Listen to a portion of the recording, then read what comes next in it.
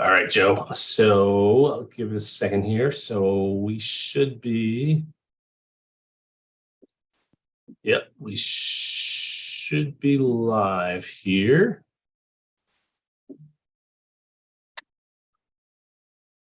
Okay.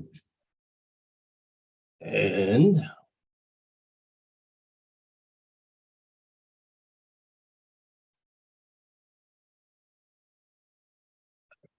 all right. So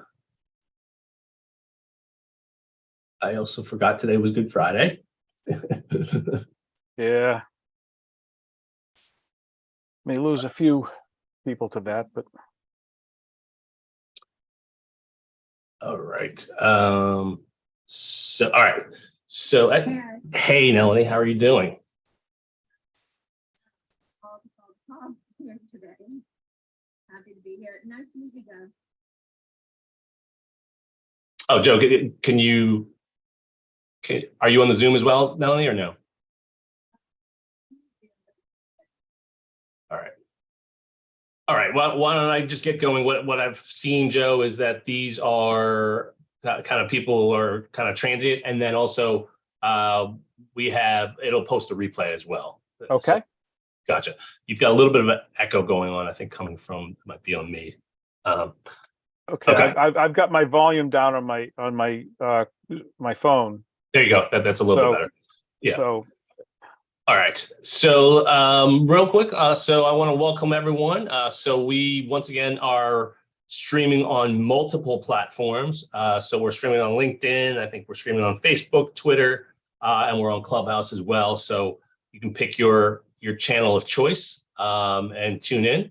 And I am happy to introduce our guest host. So Joe Rando is our guest host today, and I met Joe on through a Facebook group that he created called the Solopreneur Community, which is a really robust group. Joe, how many people are you up to in that group? I think it's somewhere 130, 140. Gotcha. Not a big group, but very, very high quality. Really. No, good absolutely. I can definitely attest to that. And so Joe has his background primarily in commercial real estate. He's developed almost 1 million square feet of retail real estate as a solopreneur. He then co-founded Trade Area Systems, which was a retail real estate enterprise software company, which was later sold to Calibrate in 2020. And so currently, probably one of the big motivators for him to build out the solopreneur community is he founded LifeStarr with his goal of creating an ecosystem for solopreneurs. So right now, Joe is in Sharon, Massachusetts with his wife, Leisha, who's a child therapist, and they have 4 grown children together, who they are all awesome, but every parent thinks that. And he's got a degree from UMass and an MBA from UConn. So I am from Connecticut, so I want to congratulate you on a national championship, number 5, which was awesome to see. And so his hobbies are drinking coffee, and he says sometimes between cups of coffee, he sometimes jogs, skis, cycles, and plays the guitar. And so, Joe, take it away. I know you're going to be covering marketing position today, which is a favorite topic of both Melanie and I, but looking forward to hearing what you have. Well, thanks, Stan. I appreciate it. And thanks for the nice intro.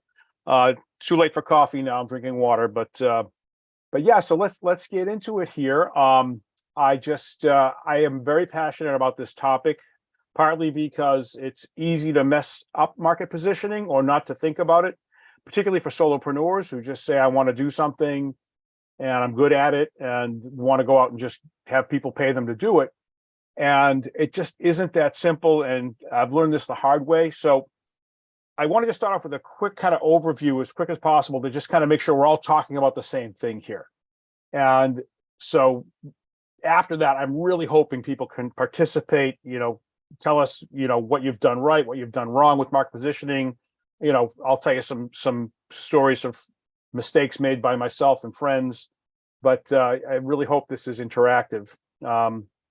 So the idea here is I'm going to take a solopreneur perspective on this, right? Because that's all I kind of think about these days. I have started companies that were entrepreneurial where we had employees, but solopreneurship is a little different. And I always think it's good when I'm talking to kind of focus in from that perspective so that we don't kind of cloud the waters. So what do I mean by market positioning? And every business is positioned in their market either intentionally or unintentionally. And the idea of market positioning or intentional market positioning is to clearly define what you do and who you serve so that the people that you want as customers believe that you're the right company for them. So the idea is making yourself special in the eyes of your target customer. And that way, you'll typically win more deals and oftentimes at a higher price point. Okay, why is it important? Well, those are two good reasons I just gave, but it's just a powerful thing to do to get attention in a very, very crowded world that we live in these days. And it's also probably one of the most counterintuitive ideas for a lot of people that are new to business and new to solopreneurship. Because the question is, why limit your potential customer base, right? There's all these people out there, and I'm going to cut out 99.9% of them. It just seems crazy. But the reality is that every company has a market position, whether they try to or not. Now, you may by default, if you don't focus on this, be positioned as does anything for anyone. And that's going to be perceived by the market as does nothing well. So just a quick story of a guy I knew got laid off. He was a graphic designer, had learned WordPress, was good at it, decided, heck, I'm going to become a solopreneur. I'm going to start a web design company. And he came to me because it wasn't going well. And he said, I got a customer here and a customer there, but I don't have enough work. And I said, well, what are you focusing on? What's your target market? And he said, well, I make websites. And I said, you really need to think about serving a particular market so that they feel you're the right choice. And I said, you can do, dentists or, restaurants or nonprofits but somehow find a way to focus. And he'd talk to me and I tell him again and again, he never did it and he failed because, what he should have done was focus his offering clearly and communicated, who he wanted to serve, who he did serve, create some proof with a few customers. And so by not doing that, he was trying to break a rock with a sledgehammer. And I think of market positioning as focusing like the point of a chisel, right? You find a crack in the boulder and you hammer away into that crack, and eventually you split the boulder. And the issue too to think about is if you have competition that you're dealing with or competing against, they can actually define your market position if you don't do a good job of it. And that happened to me at Trade Area Systems, which again was not a solopreneur company, but we had positioned ourselves as the only enterprise software for retail real estate. Everybody else was kind of desktop focused, and we did a good job of building out tech and positioning ourselves, but we were losing a lot of the smaller deals, and we couldn't quite figure out why, because we had a competitive offering. And come to find out, one of the people that we lost said, well, they kind of said that you guys are amazing and really great, but that your customers were big companies like CVS and 7-Eleven, and that they wouldn't get any attention from you because they weren't big enough or important enough. And we were getting killed because we were being positioned as being awesome. And we really had to figure out how to deal with that in order to get those smaller clients. And just quickly here, why does market positioning work? Well, it's simple. If you target everyone, you reach no one. Just a little thought experiment. Imagine you're trying to hire a CPA firm and you're a solopreneur. You make crafts, right? You sell them on Etsy or whatever, but you need an accountant. Now you Google, and there's 3 accountants in your area. One's CPAs for the world. The second one's tagline is helping small and medium business. And the third one is accounting services for solopreneurs. You're going to basically pay attention to that last one the most if you're like most people, because it's you. It's speaking to you, and you're going to want to do business with somebody that can help you. So that's the theory here. In terms of dimensions that you can position on, here's the ones I've come up with. I'd love it if you guys could help me come up with more. So we've got geography, right? You can focus on a certain part of the world, right? A certain town or a region or a state. You can have certain kinds of specialties in your field. You can be really good at some particular subgroup, subspecialty of the field that you're in. You could have, just specialized skills where you might be able to do something that other people can't. You can focus on an industry or industries. So you can say, I'm a photographer, but I work for the injection molding industry or something. And you can compete on price, although I always find that to be something you want to be careful about, because, if you don't have a competitive advantage in terms of pricing, you might find yourself unprofitable. And you can compete on quality. Maybe you're better at things than other people and can produce better quality for the same price, whatever it is. But these are the ones that I come up with. And so now I'm hoping that we can get some conversations going here where people can talk to us about how they've positioned their business, and maybe talk to, what kind of goals you achieved or didn't achieve based on the way you positioned your business. So I'm going to step back and see if there's anybody out there that has any thoughts on how they've positioned, or maybe haven't positioned their business. We're going to have a conversation about strategy. So thanks, Joe, and welcome Melanie to the conversation as well. Just a quick introduction for those that don't know Nellie. Nellie's an executive coach, so she worked with startups and different entrepreneurs as well. Joe, talk to me a little bit about LifeStarr. How you walk me through the process of how you came up with the marketing position for LifeStarr. Okay, that's a good one, actually, because it was an evolution. And so what happened with LifeStarr is I have been a solopreneur. I was a solopreneur real estate developer. I also had a small business that did property management. It mainly managed the properties that I developed. And then I had Trade Area Systems, which was kind of not a large company, but a larger company, a couple of dozen employees. Kind of thing. There was enterprise software, but I found myself, wanting to buy a task management app to help me run my businesses and my life in general, and none of them worked for me because they were all based on teams. And so I had a team that was doing enterprise software. I had a team that was doing property management. I was also a solopreneur, and even in all those three businesses, I was dealing with people outside of my organization all the time. Mostly in the solopreneur end of the business, but in all of them, I was dealing with lots of people, and these apps just didn't help. So I was always falling back on using email to communicate and manage things outside of the business, and then trying to use this tool to manage what was inside. I started to imagine, what would a task management app look like that let you work with anybody, even somebody that wasn't using the app? And that's what started this whole process, was creating this app, which I originally kind of envisioned a market positioning of people that wanted to work beyond their team. But guess what? That's not a thing, right? There's no place to find people that want to work beyond their team. So as we were working on this thing, rolling it out, we did a kind of a first version of it, and didn't get a heck of a lot of traction because we didn't have any place to kind of put it. And Carly, who's on here today and is a marketing strategist, said, "What about solopreneurs? They don't have teams." And I said, "Yeah, you're right, they don't." So we started to think, what if we position this app for solopreneurs? And then we started looking into solopreneurs and realized that there's like literally over 50 million people with either a business or a side business as a solopreneur in this, just in the United States. That I ran a survey, found out that a lot of them are feeling, isolated and would like to network with other solopreneurs. So there was just this kind of confluence, and we said, well, look, we're going to basically create an ecosystem which includes tools, community, and content for solopreneurs. And we're going to focus, one of the things that we did for our positioning was to say, we're focusing on people that aren't doing this to get rich, to make a lot of money. It's really first and foremost about living the life that they want to live.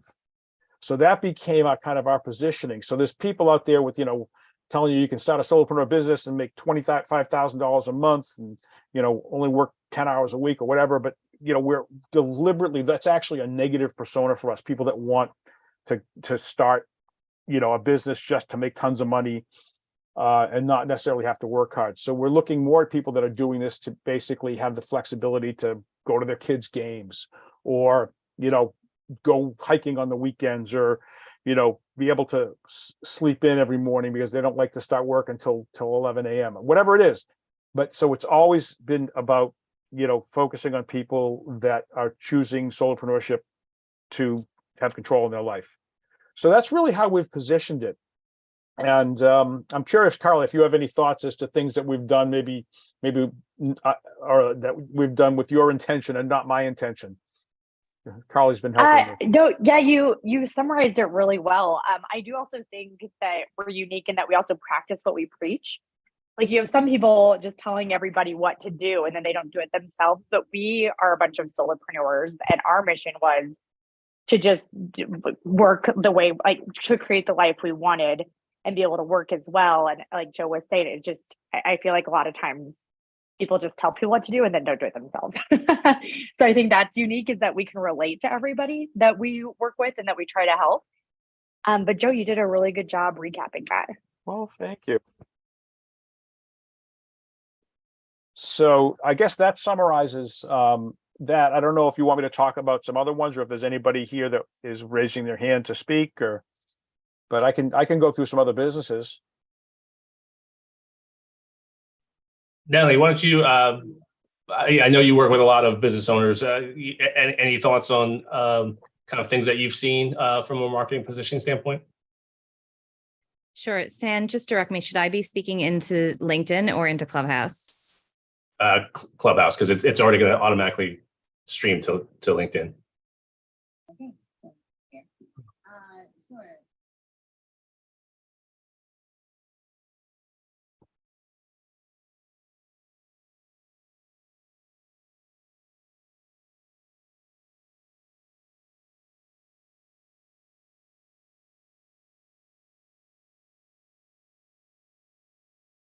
Hearing them doing, they're reporting back to me that that's working for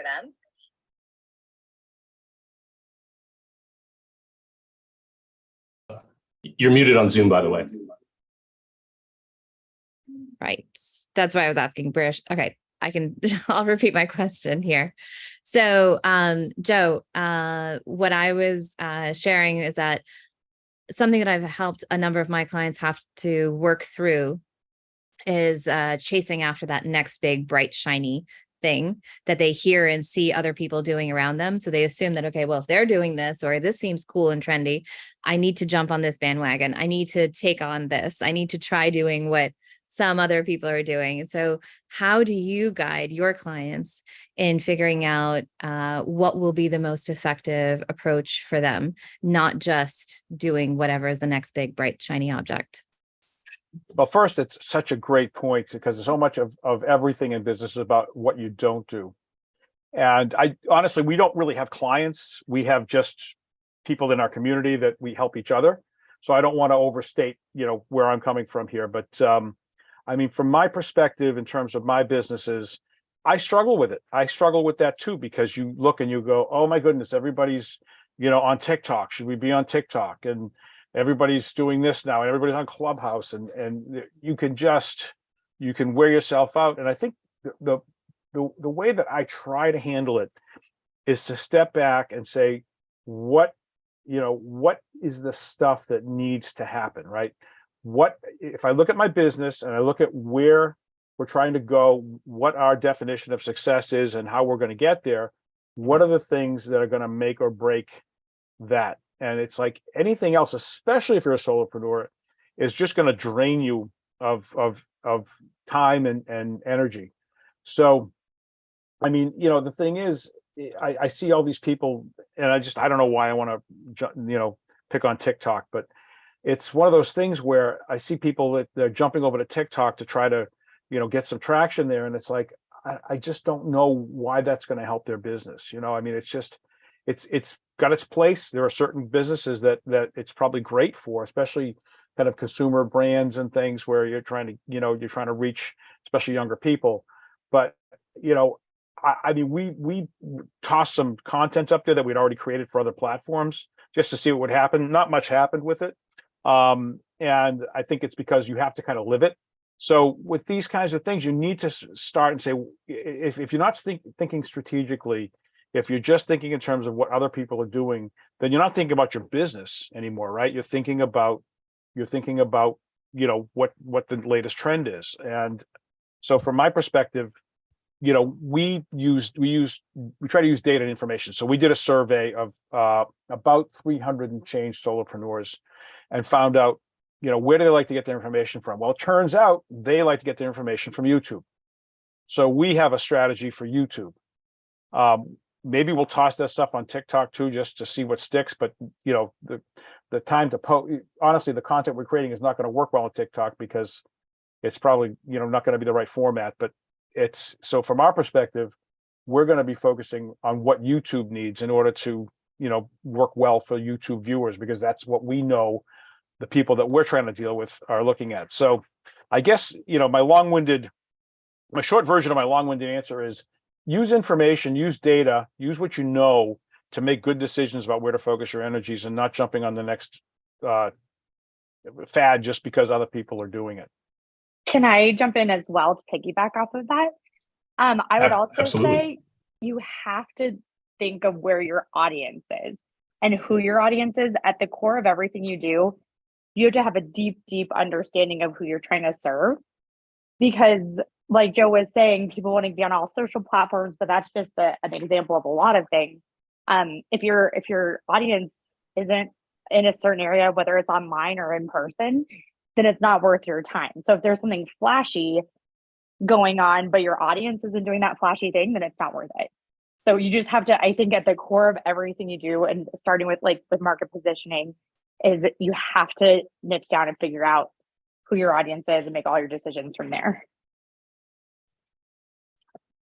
Hey, Joe, one thing I thought of as you were doing kind of your intro that I thought was interesting, and I think this is actually really a core piece of what you're talking about, is kind of what are the different ways to slice your business up to kind of develop your marketing positioning strategy. And I have a few businesses, but you're familiar with one of the ones I'm going to talk about is my drive-based business, where a big bulk of what we do is no-code custom applications. So I don't even know how you would classify this, but we obviously make custom web and mobile applications, but what we do, which is a big part of our positioning, is we use these no-code tools, which is interesting because I've kind of struggled with the positioning on this, where most of my audience doesn't care that we build in no-code, but what they do care about is no-code allows us to build the apps quicker and less, affordably, right? And so I just point that out as, there's a really unlimited way to frame your marketing positioning. I guess in this case, it's really the no-code piece is just an explanation as to why it's relevant to the audience, if that makes sense. So, but it's kind of doesn't really fit in any of the other buckets that I know you mentioned. Well, I think if you told me that you were using regular coding, but were 20% the cost of other companies, and you got it done quicker, and you had the same quality, I'd be just as interested as if you were doing it no code. You're competing on speed and price. Yeah. Right. And that's how you position yourself is, good software for, I'm using 20%. I'm not sure if that's the right number, but, for a lower cost and, twice as fast or whatever. But that's a great competitive position. This is kind of, the whole price thing is what Walmart started to dominate the world with. And then Amazon came along and did price and speed, right? Convenience and speed, and dominated the world. So it's a pretty darn good strategy as long as you're actually able to execute against it, right?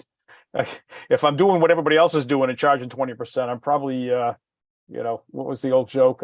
We lose $1 on every unit, but we make it up in volume.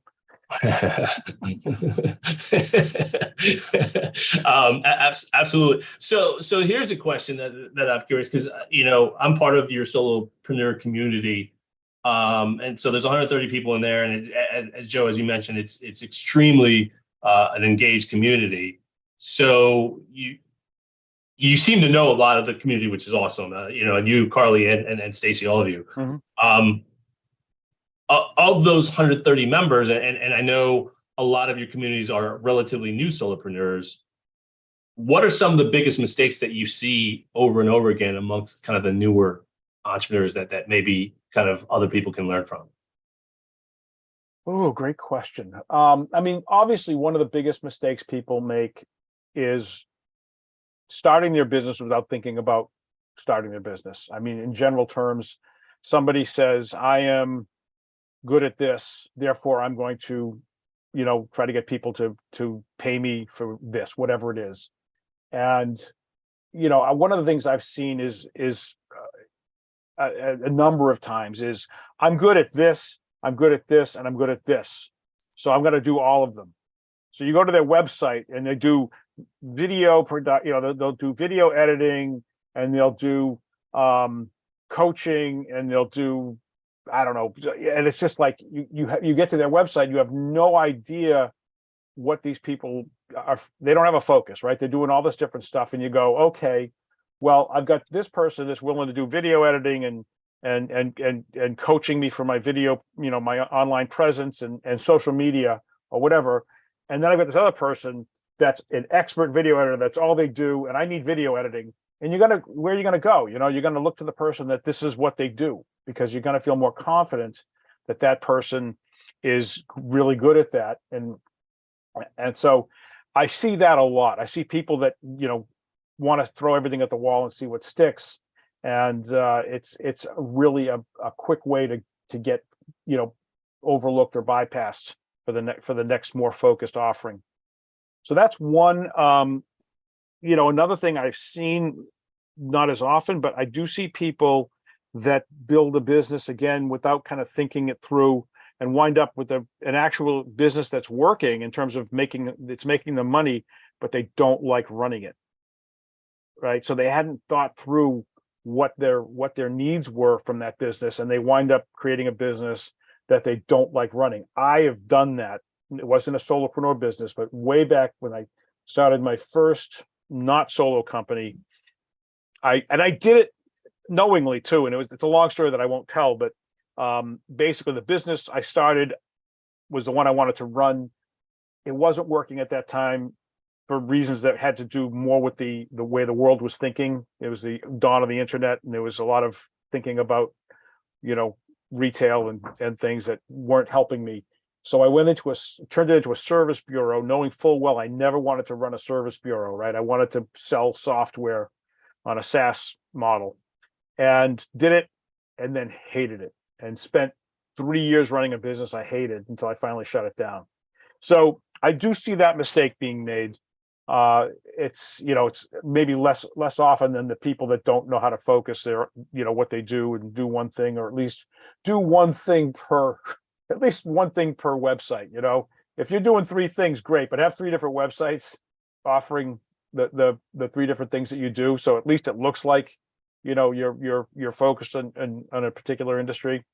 I mean, here's a really, really, really common mistake that I just thought of is, and this is this is probably 50% of solopreneurs. You go to their website and you've got that H1 tag, right? That first thing in the hero that says, to Google, this is what this is, right? This is, this is what you should be looking at to see what people are, going to be brought to here when they search, and they put the name of their company in the H1 tag. And it's like, it's such a wasted opportunity, because, if they're looking for your company and they type your company name, Google's going to send them there. It doesn't have to be the H1. And, and plus it does, when somebody lands there, even if they get there, they go, okay, Bob Jones Incorporated. What is that? Okay, now I got to read. Boom. I don't know if you've ever used like Hotjar or any of these tools to watch people interact with your website. I read something that said that our attention spans are now shorter than goldfish, which are 8 seconds. And I thought it was a joke, and I no longer think it's a joke.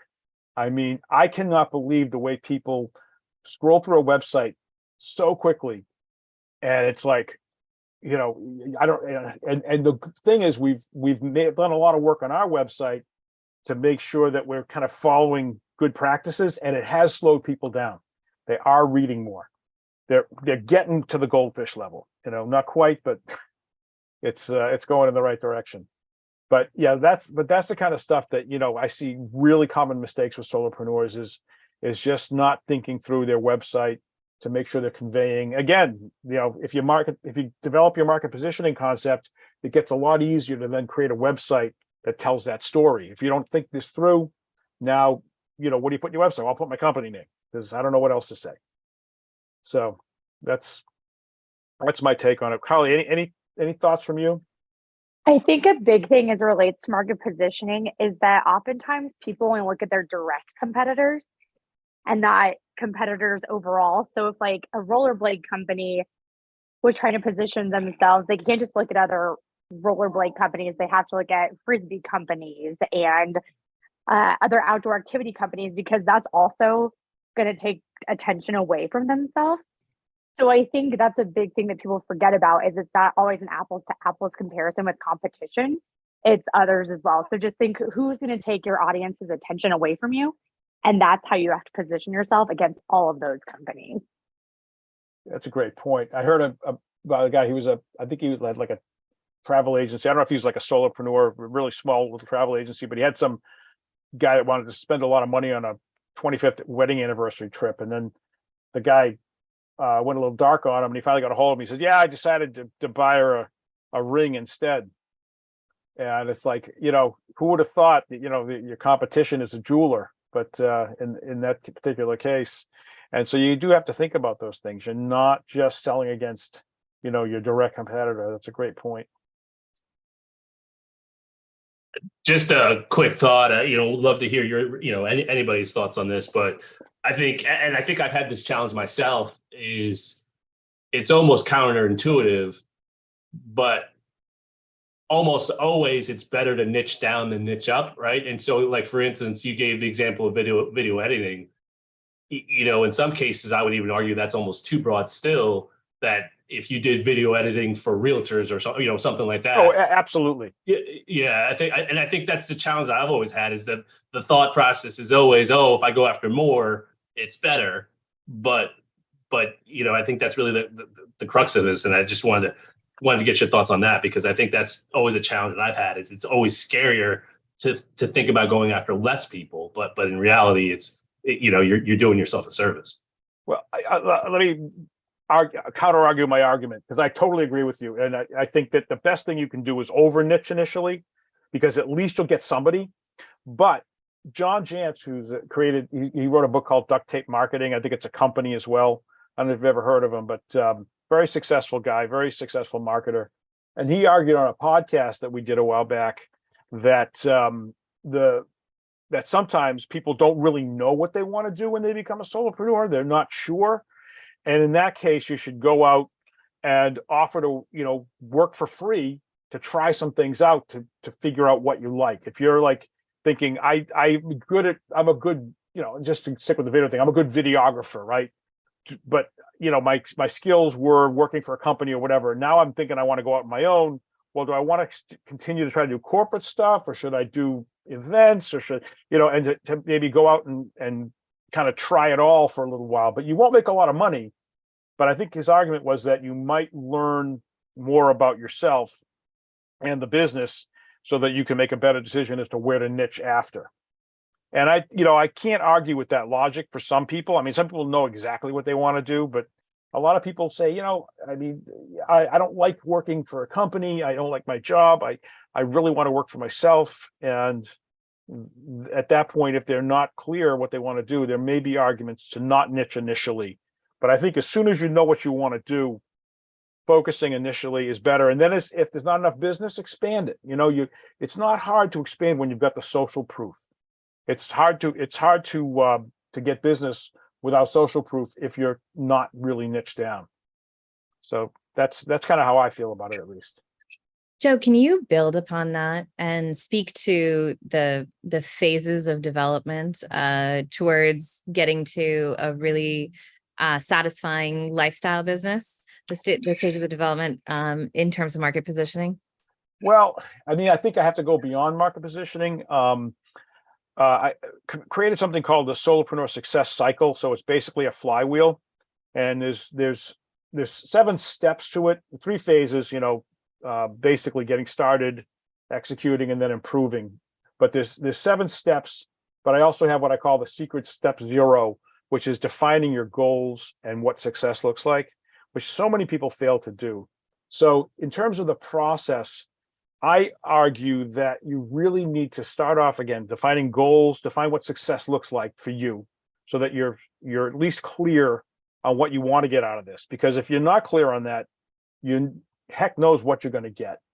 And beyond that, then you need to think in terms of if you don't have something, this is what I want to do. I love doing this. I did it for somebody else. Now I want to do it for myself. Great. But if you don't, you start off by kind of envisioning the business. So you start by thinking about things like, what am I good at and what do I love? And try to find an intersection of those two things, something that makes sense, or, some combinations of those. So things that I have skills, I have passions, look at combinations of those things, see if any of them sound like they might be a business. Maybe you can get a few ideas, and then compare that with what, the world needs and what people will pay you for. It's that kind of fake ikigai thing, that concept. Actually, maybe I can pull it up here since we are actually using, screen sharing disabled, but the general idea is, there's this concept of ikigai, which is a Japanese concept, and some guy decided to kind of take it and make it his own, but the idea is still good, which is that you get this intersection of all these things, your passions, your skills, what people will pay you for, and what the world needs, and that's a successful business for you. I would argue that it better align with your goals too. But this process then of going in and kind of envisioning your business, coming up with something that really seems to check all the boxes in terms of being able to be a business and able to meet your goals. From there, you have to then, kind of develop the business itself, right? So you need to plan it out and very specifically go through steps from everything from incorporating and just kind of mapping out how you're going to run the business before you start running out and doing it. And I mean, I know that this, you can over plan, but under planning is worse when you start a business, because you wind up in a situation where you get taken places you don't want to go.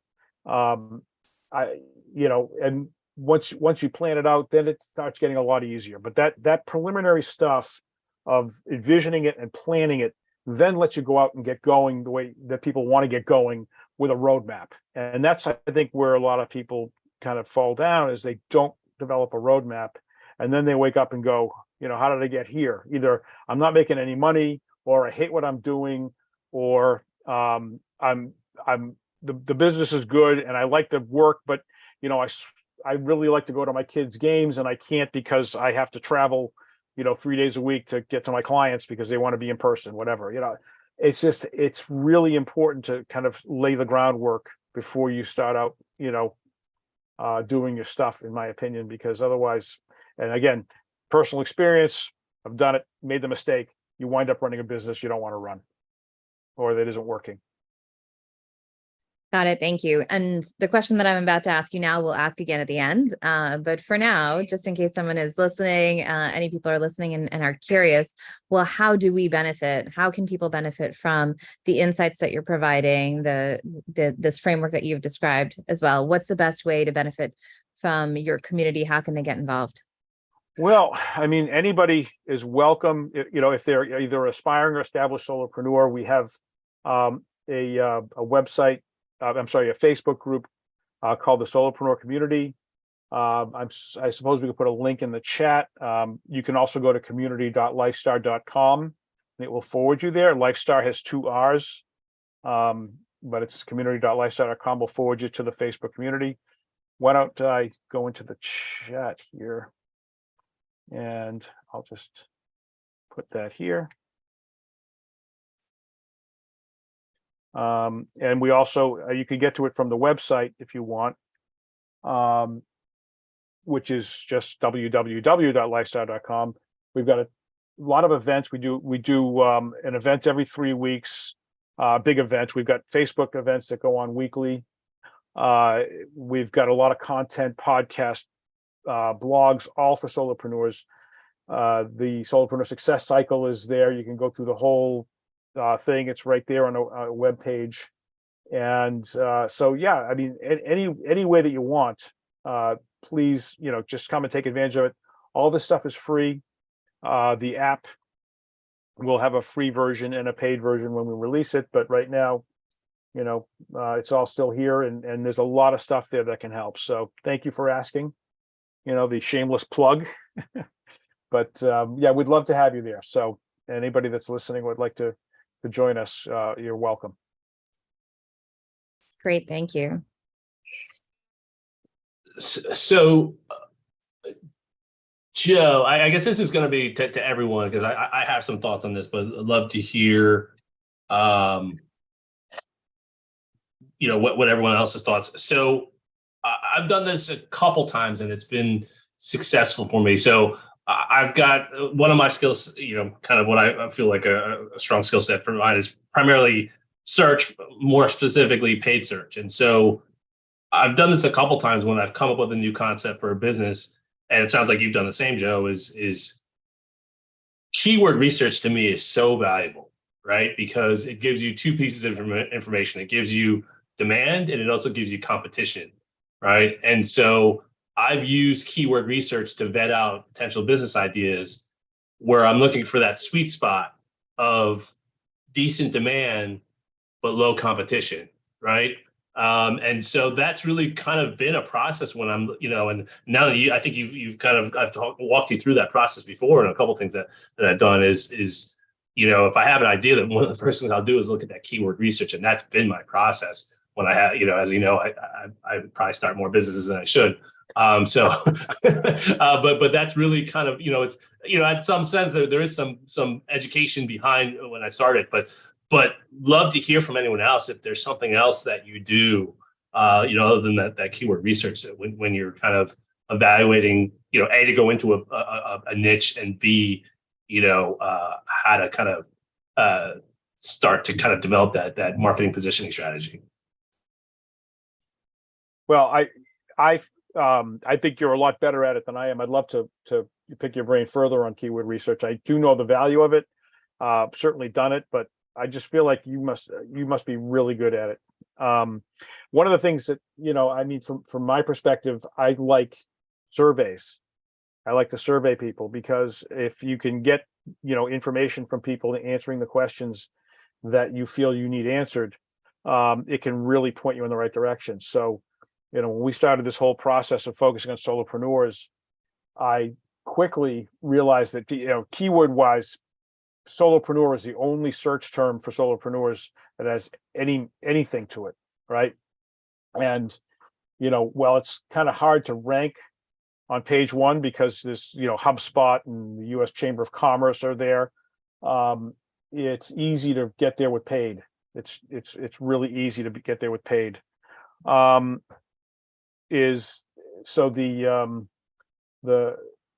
idea for us is to go, when we decided to focus on solopreneurs, was to go out and actually survey them. And, I actually paid to reach people that were identified as one person businesses in order to get feedback. And it was funny because when we got the feedback, Carly was looking at some of it. She's a very experienced marketer and again, is a contractor for me at LifeStarr. And she's looking at these going, no, but it's really proven to be, just some of it looked really crazy, like that they were, what was it, Carly? They weren't on Instagram, but they were on Facebook. Was that what it was? Yeah, so I was really frustrated because I did not want to do organic marketing on Facebook, and it was showing that like for Facebook pages, I think the communities are great, but I'm just like Facebook pages are not what they used to be, and I was very adamant and vocal about that.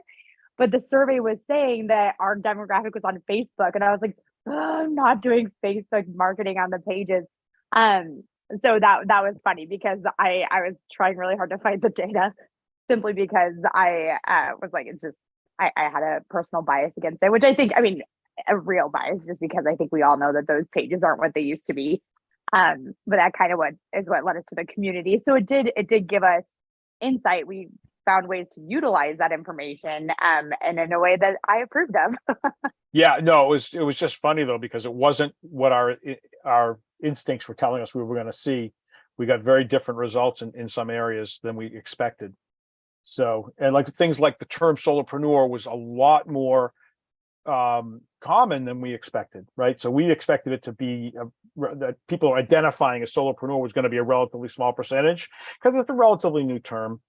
And it was surprising how many people identified that way in the survey. So that was another insight that helped us to kind of make decisions about where to focus, which, the surveys helped with. So I guess that was the biggest one for us in terms of, of course, some of it's just kind of like it makes sense, right? If you got an app for people that don't have teams, marketing it to people that by definition don't have teams, or want to work beyond their team is probably a reasonable idea.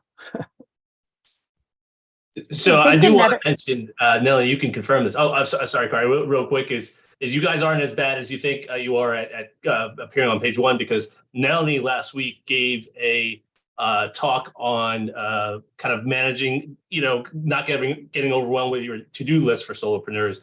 And one of our first two slides actually quoted one of your blog articles, and she had no idea who you guys were at the time. So clearly you weren't too bad at that. I'm sorry, Carly, I didn't mean to cut you off. Oh no, I was just going to piggyback off of what Joe said in terms, like he was saying, surveys are really helpful, and they absolutely are. But I think we've also gotten away from those in-person conversations. So I think if you have the bandwidth to take a person out to coffee or something and have like a really in-depth conversation with your audience, that is so valuable too. And I think like post-COVID, we've gone digital, which is great. And I have nothing against the surveys; they're wonderful. We use them a lot at LifeStarr. But if you have the time and budget to take a few people out to coffee or whatever, just have a phone chat that's a lengthier conversation, you can really uncover a lot of insights there too. And I just always bring that up because we lost that personal connection sometimes. Oh, that's a really great point. I mean, I have, a Calendly link that I have just for people that are, interested, and I try to just, connect with them maybe on LinkedIn, and I set up and have a conversation, solopreneurs, and just kind of get to know what they're about. And it's really, really helpful. That's a really great point, Carly. It's, that one-on-one is magic. It's very time consuming, and, you've got to do enough of it to make sure you're not, drawing conclusions from too small a sample size, but it can be very powerful and insightful. Awesome. Nelly, I just, I know you talk to a lot of people. Are the things that you've seen kind of over and over again with some of the folks that you deal with on a regular basis, just from a marketing position standpoint? You mean, are there similar challenges? Yeah, there are challenges that you see consistently as it relates to marketing position. Yeah, I mean, a big part of it is, okay, well, where do I start? What should I sell? Whom should I sell to? How should I go about letting people know that I'm around and I'm available for hire? How do I have some kind of indication that I'm doing well aside from the money that's coming in? How do I know that I've actually evolved to a place where I can outsource or automate, or I should invest in such things? There are a lot of these types of questions that I end up having to field when I'm working as strategist for the solopreneur, for the entrepreneur, for even the small business. And I'm sure you have some comments on that. Well, I imagine it's very different depending on the business they're in. I mean, are you focused on a particular industry or vertical? No, my sweet spot is strategy in general. So strategic thinking, and I bring in behavioral science, management science, and empirical illustration. So I'm just working on the fundamentals of the critical thinking. Okay. Industry agnostic. Yeah, and that's what we try to do as well, mainly because it's so fun to see people from drastically different industries interacting and helping each other and going, I never knew that. The watching people's brains melt when Sam talks about using no code to automate a process, and people are like, what? You can do that? But Sam blows a lot of minds that way. Yeah. I've had that conversation with him, like, whoa, I didn't realize this had gone over my head previously. So that's great. Joe, I just sent in a request to join your Facebook group. Awesome. Cool. And our community manager is Stacy Blett. She's traveling right now. She's off for the holiday weekend, and but I'll let you in. Well, I think we've got a holiday weekend, so I guess we'll wind it down. But Joe, do you mind if I share the replay in the Facebook? No, of course, absolutely. Yeah, okay, yeah, absolutely. Yeah. Were you saying something, Nelly? You're on mute if you were. Oh no, you know what? I was looking at the restream replay and I forgot that it's lagging behind. I saw you chatting away, but I thought you were still talking.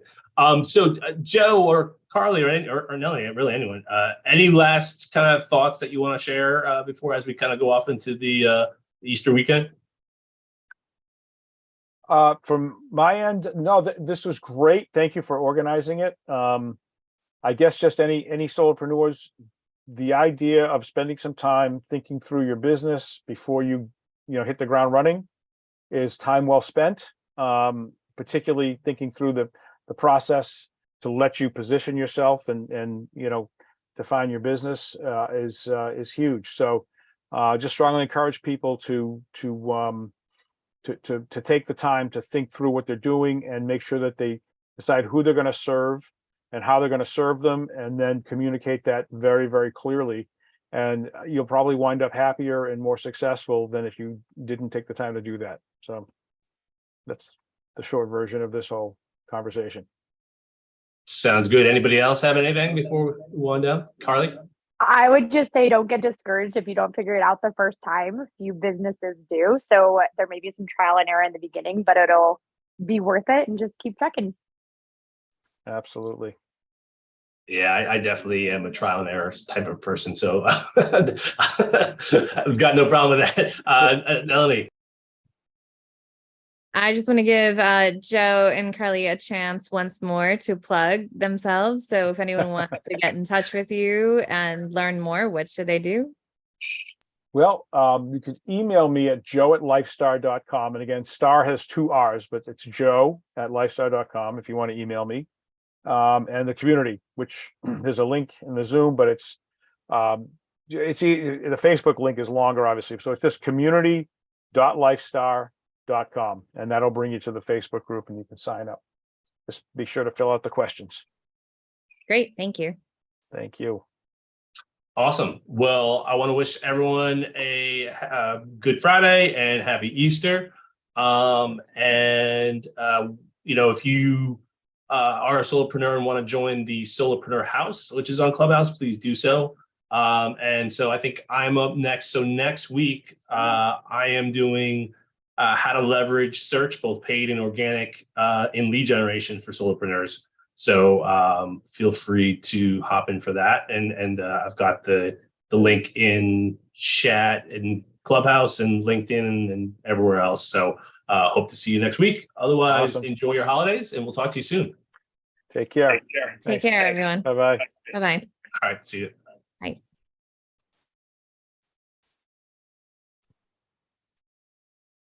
No.